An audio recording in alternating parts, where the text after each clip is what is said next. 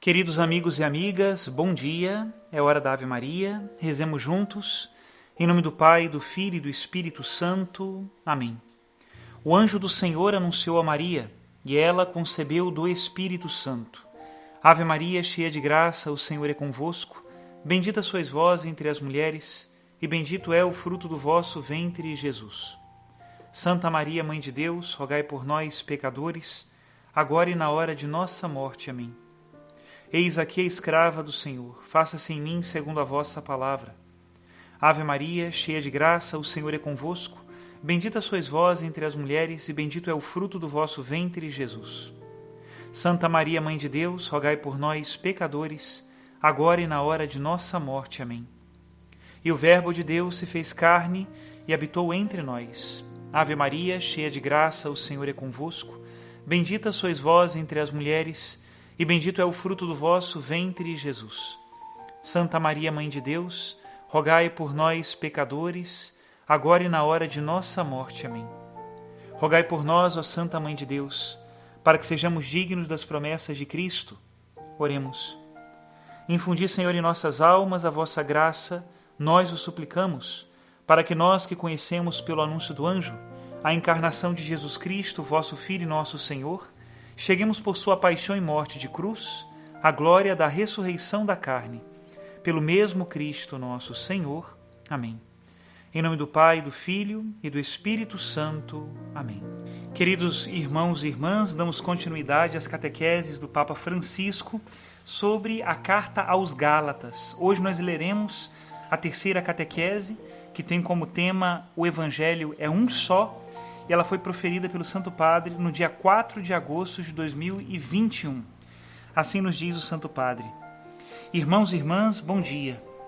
Quando se trata do Evangelho e da missão de evangelizar, Paulo entusiasma-se e deixa-se arrebatar. Parece não ver nada além desta missão que o Senhor lhe confiou. Tudo nele é dedicado a este anúncio e ele não tem outro interesse a não ser o Evangelho.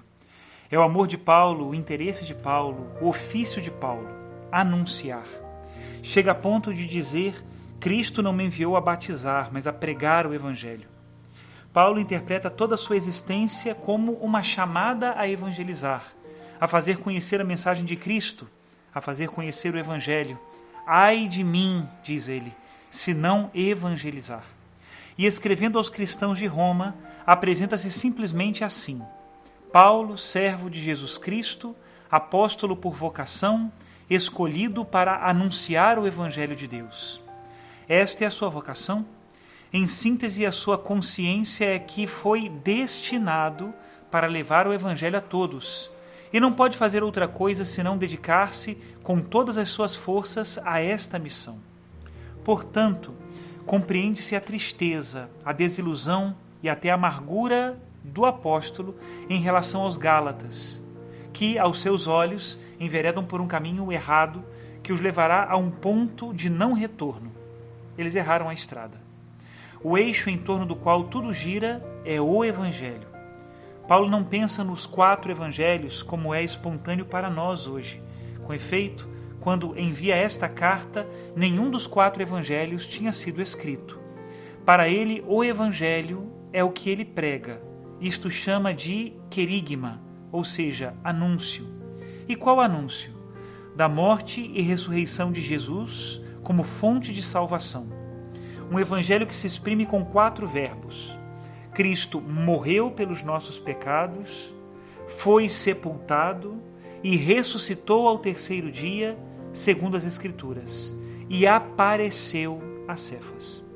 Este é o anúncio de Paulo. O anúncio que nos dá vida a todos. Este Evangelho é o cumprimento das promessas e a salvação oferecida a todos os homens. Quem o recebe, reconcilia-se com Deus, é acolhido como um verdadeiro filho e recebe em herança a vida eterna. Diante de um dom tão grande que foi dado aos Gálatas, o apóstolo não consegue explicar por que eles pensam em aceitar outro Evangelho. Talvez um mais sofisticado, mais intelectual, um outro evangelho. Contudo, devemos notar que estes cristãos ainda não abandonaram o evangelho anunciado por Paulo. o apóstolo sabe que eles ainda estão a tempo de não dar um passo falso, e por isso admoesta-os com vigor, com muito vigor.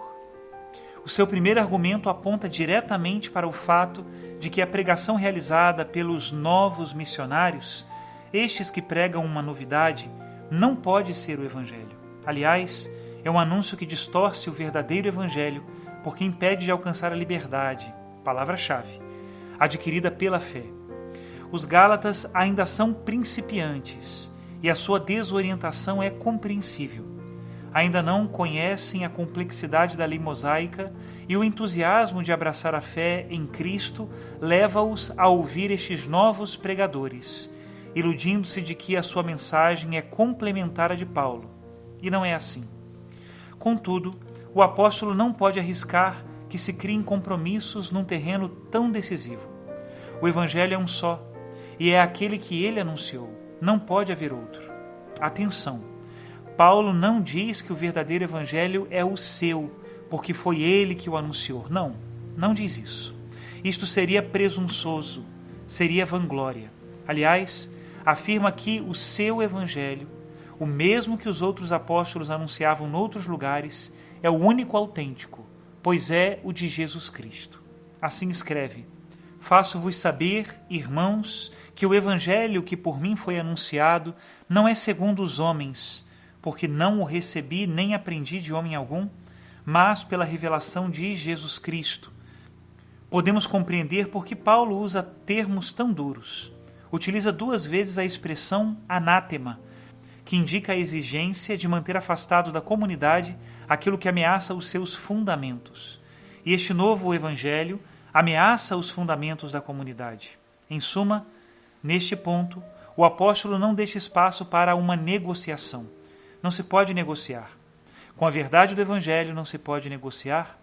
Ou recebes o evangelho como é, como foi anunciado, ou recebes outra coisa. Mas o evangelho não pode ser negociado. Não se transige. A fé em Jesus não é uma mercadoria a negociar. É salvação, é encontro, é redenção. Não se barateia. Esta situação descrita no início da carta parece paradoxal, pois todos os sujeitos em questão parecem ser animados por bons sentimentos. Os Gálatas que ouvem os novos missionários pensam que pela circuncisão serão ainda mais devotados à vontade de Deus e agradarão mais a Paulo. Os inimigos de Paulo parecem estar animados pela fidelidade à tradição recebida dos pais e consideram que a fé genuína consiste em observar a lei. Face a esta suprema fidelidade, justificam até as insinuações e suspeitas a respeito de Paulo, considerado pouco ortodoxo no que se refere à tradição. O próprio apóstolo está bem consciente de que a sua missão é de natureza divina, foi revelada pelo próprio Cristo a ele, e por isso é movido por um entusiasmo total pela novidade do Evangelho, que é uma novidade radical, não é uma novidade passageira, não há evangelhos na moda. O Evangelho é sempre novo e é a novidade. A sua ansiedade pastoral leva-o a ser severo, porque vê o grande risco que os jovens cristãos enfrentam. Em síntese, é preciso desvencilhar-se neste labirinto de boas intenções para compreender a verdade suprema que se apresenta como a mais coerente com a pessoa e a pregação de Jesus e com a sua revelação do amor do Pai. Isto é importante, saber discernir. Muitas vezes vimos na história e vemos também hoje algum movimento que prega o Evangelho como uma modalidade própria, às vezes com carismas verdadeiros, próprios, mas depois exagera e reduz todo o Evangelho ao movimento. E isto não é o Evangelho de Jesus? Este é o Evangelho do fundador, da fundadora, e este sim poderá ajudar no início, mas no final não produz fruto, pois não tem raízes profundas. Por isso a palavra clara e decisiva de Paulo foi benéfica para os Gálatas, e é salutar também para nós. O Evangelho é dom de Cristo a nós, e Ele mesmo é quem o revela, e isto nos dá a vida. Até aqui a citação do Papa Francisco, como é importante nós discernirmos bem qual é o Evangelho de Jesus, porque pode ser que nós estejamos seguindo somente ideias humanas, muito bem intencionadas, que exigem muito ou exigem pouco, mas o tema não é ser mais ou menos exigente. O tema é estarmos na verdade. Que o Senhor nos conserve nela. Em nome do Pai, e do Filho, e do Espírito Santo. Amém.